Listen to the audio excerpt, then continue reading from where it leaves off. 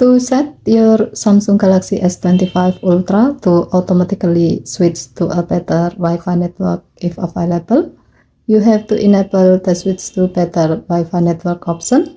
To do so, swipe down from the top right corner of the screen to open up the quick settings panel. And then tap setting icon. Tap connection. Next, tap Wi-Fi. Tap more icon or three vertical dot icon at the top right.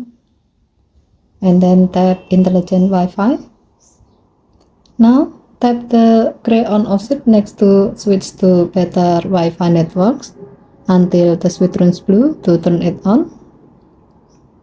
When this option is on and there are multiple Wi-Fi networks, your phone will automatically switch to a Wi-Fi network that is faster and more stable than your current network.